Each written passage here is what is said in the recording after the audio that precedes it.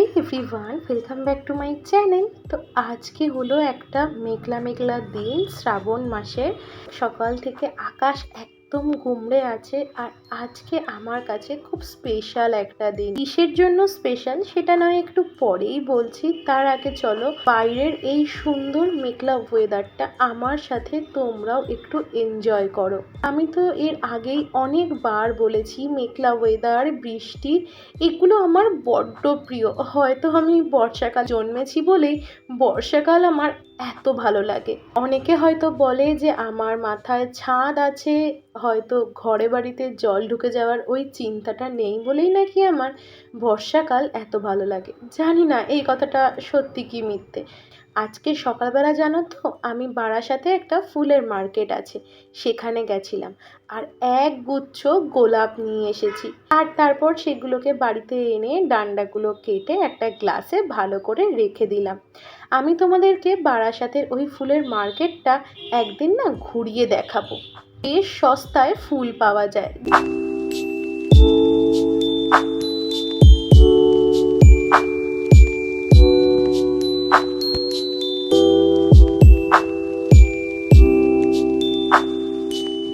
ওই যে তোমাদের বললাম না আজকে একটা স্পেশাল দিন আছে, তাই চলে এলাম ফুলগুলো গুছিয়ে রান্নাঘরে।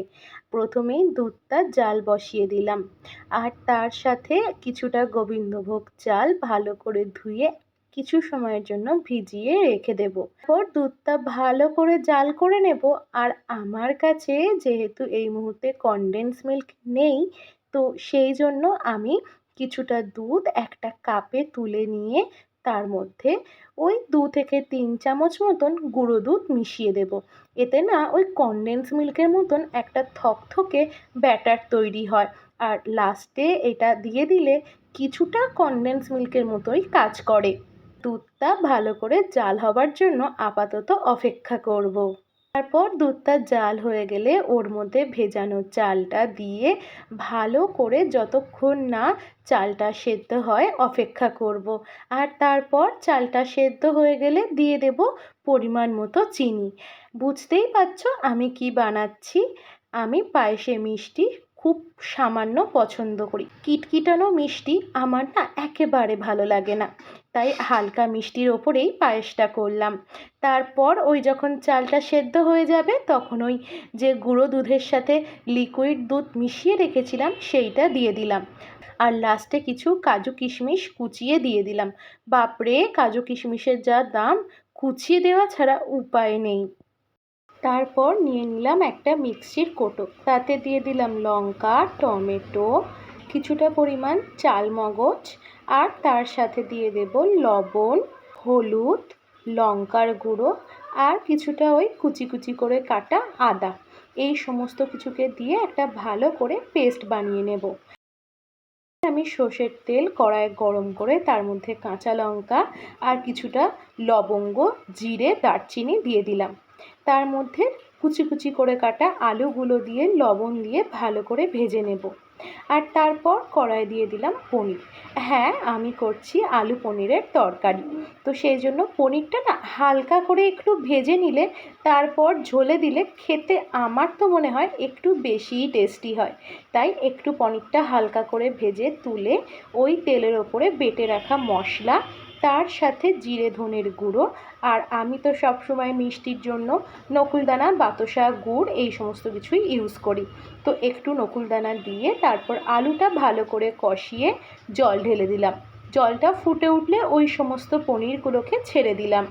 ঝোলের সাথে পনিরটা একটু ফুটলে না পনিরটাও বেশ সফট হয় আর ঝোলেরও টেস্টটা দুগুণ বেড়ে যায়। তারপর গরম মশলা আর ঘি ওপর থেকে ছড়িয়ে নামিয়ে দিলাম আজকের আলু পনির তরকারি। এদিকে কিছুটা রাখা আছে চিকেনটাকে আমি গোলমরিচের গুঁড়ো, আদা, রসুন, লঙ্কা আর একটু বাটার দিয়ে ম্যারিনেট করে রেখেছিলাম। সেটাকে এখন তেলের ওপরে ভালো করে ভেজে নেব। এই মাংসটা কিন্তু আমি 6 ঘন্টারও বেশি সময় ম্যারিনেট করে রেখেছি। আর এটা একদম সলিড পিস আছে। এটা দিয়ে বানাবো আজকে চিজি চিকেন, আজকের সব থেকে টপ একটা আইটেম। তোমরাও বাড়িতে ট্রাই করতে পারো। আমি কিন্তু ঢাকা চাপা দিয়ে দিয়ে নেড়ে নেড়ে মাংসটা পুরো ভাজা করে নেব। আর এখানেই চিকেনটাকে আমি 80% সেদ্ধ করে নেব। অন্যদিকে আমি একটা কড়াইতে একটু ময়দা, তার সাথে গোলমরিচের গুঁড়ো, আর আমি এখানে দুধের বদলে জল ইউজ করেছি, কারণ বাবা বলতেন যে দুধ আর মাংস একসাথে কখনোই খেতে নেই, তাই ওই দুধের বদলে জল দিয়েছি। তোমরা চাইলে দুধ দিতেই পারো, তাতে টেস্টটা আরও বেশি ভালো হবে। আর তার সাথে পরিমাণ মতো মজেরেলা চিজ দিয়ে ভালো করে নাড়াচাড়া করে যখন ময়দার গন্ধটা চলে যাবে, তখন ওই ভেজে রাখা চিকেনগুলোকে অ্যাড করে দিলাম। এর সাথে ওপর থেকে কিছু কেটে রাখা পেঁয়াজ আর ক্যাপসিকাম একদম কুচি কুচি করে কেটে সেগুলোকে দিয়ে দিলাম। একটা বেশ ক্রাঞ্চি ব্যাপার আসবে, ভালো লাগবে খেতে। আর তারপর একটা স্লাইস চিজ নিয়ে ওপর থেকে টুকরো টুকরো করে দিয়ে দিলাম। তোমরা এটা মাইক্রো ওভেনে করলে আরও ভালো হবে, আমার কাছে যেহেতু নেই তাই আমি এটা কড়াইতেই করলাম। যাই হোক, আজকের লাঞ্চ এক্কেবারে ready. Fried rice, cheesy chicken, আলু পনিরের তরকারি, চিকেন কষা আর পায়েস, সমস্ত কিছু সাজিয়ে এখন এক্কেবারে রেডি।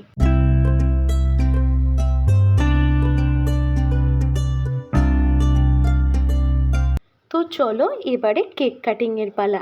আগে কেক কেটে তারপরে লাঞ্চে বসতে হবে।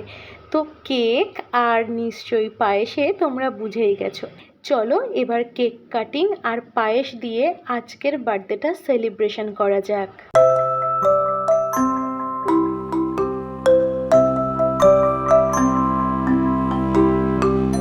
চলো আজকের এই কেক কাটিংয়ের সাথে আজকের ভিডিওটা এখানেই শেষ করছি। ভিডিওটা যদি ভালো লেগে থাকে তাহলে লাইক করে একটা ছোট্ট কমেন্ট করে যেও। তাহলে চলো আজকে এখানেই শেষ করি, দেখা করছি আবার নেক্সট ভিডিওতে। ততক্ষণ অবধি ভালো থেকো, সুস্থ থেকো সবাই। ওকে, বাই।